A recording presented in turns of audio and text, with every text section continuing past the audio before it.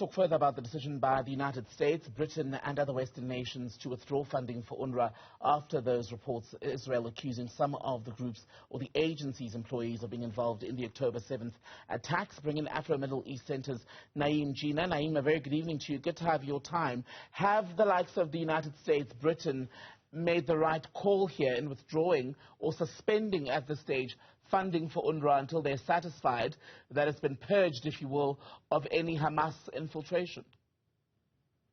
So two things, Temekile. One is that, this decision to withdraw 50% of UNRWA's funding comes after basically the reason is Israel said so. Israel has accused 12 UNRWA staff members, just 12 out of 30,000 in 5 different countries, has accused 12 of being part of the October 7th operation. Immediately, UNRWA fired 9 of them. 1 of them is already dead, and the other 2, they say they've not been told who they are, so they remain unidentified. So they took action immediately. So the defunding of UNRWA as a result is, the suggestion is that UNRWA, a United Nations institution set up by the UN General Assembly, which every year the UN General Assembly votes whether to renew its mandate, and has been renewed every year since 1949. The implication is that the agency itself is, as Israel claims, a terrorist organization. Now, Israel has claimed this about UNRWA, about the UN Secretary General, about the UN Security Council, so it's not new. So it's absolutely the wrong call, particularly the timing, Temekile. Firstly, it comes in the middle of the worst humanitarian crisis, human-imposed humanitarian crisis we've seen in decades. Secondly, it came hours after the International Court of Justice issued a ruling instructing Israel to facilitate aid to the residents of Gaza who are starving, who are dehydrated, and who are dying.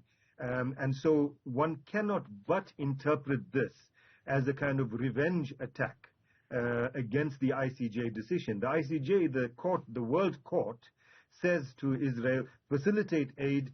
9 Western countries say we're now cutting aid, we're now cutting funding to the biggest aid organization in Gaza.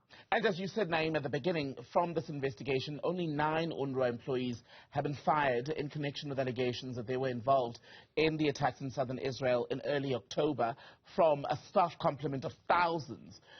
And UNRWA facilities in Gaza have already come under attack repeatedly in the more than 3 months, in fact, since the war began, this latest war began. Do you see this then, these allegations, and indeed the sackings of these workers whose exact involvement, in fact, in the attacks on October 7th have not been detailed? Do you foresee this being used as a premise for future strikes by Israel on UNRWA facilities? Israel has made it clear that they don't need any premise.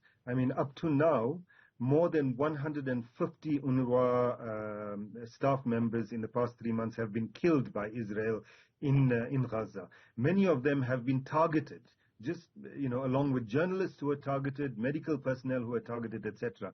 Many UNRWA schools were targeted by Israel. This wasn't collateral damage. They were targeted by Israel because Israel has no concern for international agencies, even though, by the way, every year UNRWA gets permission from Israel to operate.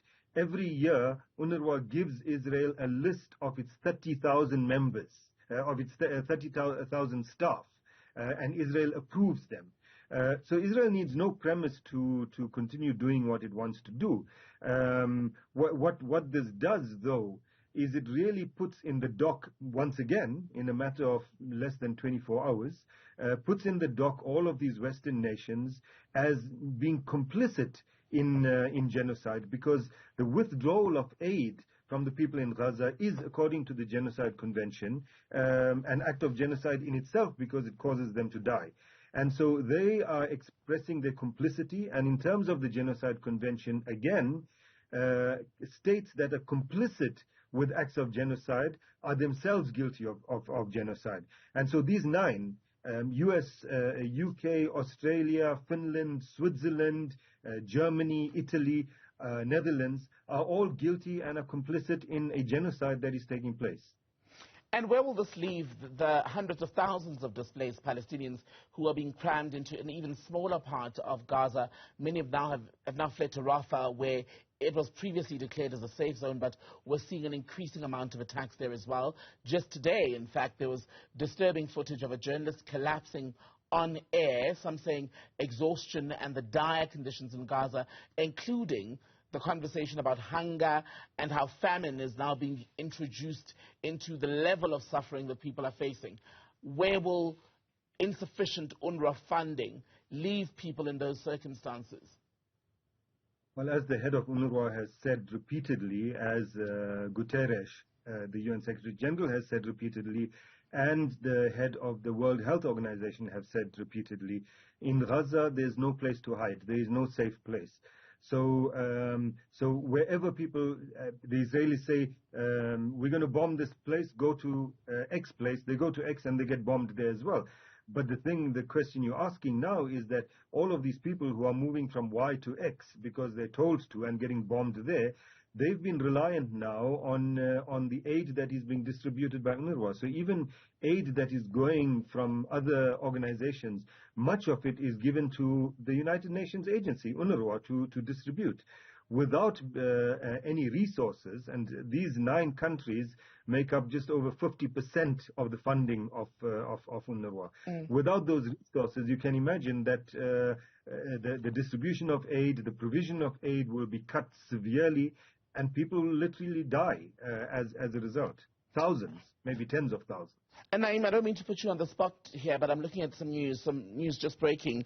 Confirmation from the U.S. military that 3 of their troops have been killed and 25 injured in a drone attack on a U.S. base in Jordan.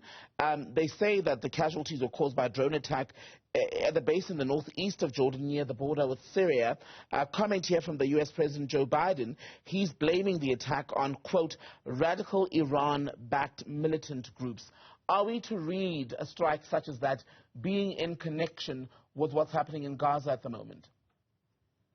I think we should be a bit cautious and hesitant before attributing it to whoever. I mean, we understand that the Americans and Israelis will, as a knee-jerk reaction, say Iranian-backed.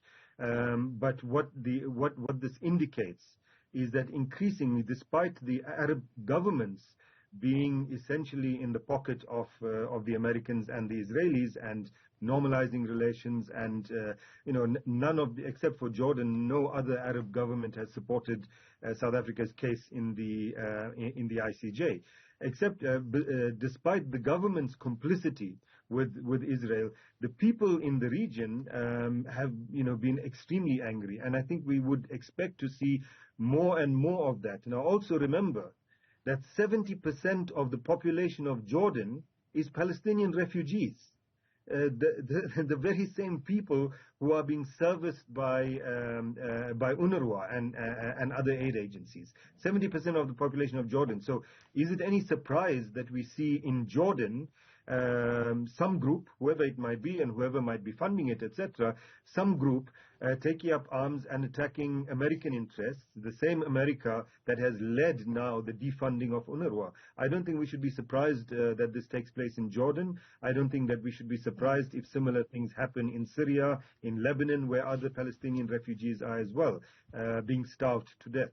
And finally, there's a meeting that's supposed to happen today between officials from Israel, the Qataris involved as well, Egypt, etc.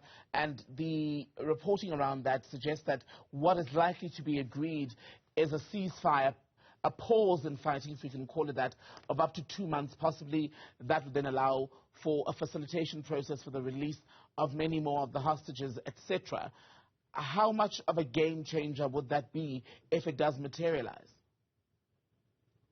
Well, if it does materialize, I mean, it would materialize if the different parties in Israel and on the Palestinian side, led by Hamas, are satisfied with what they get out of it.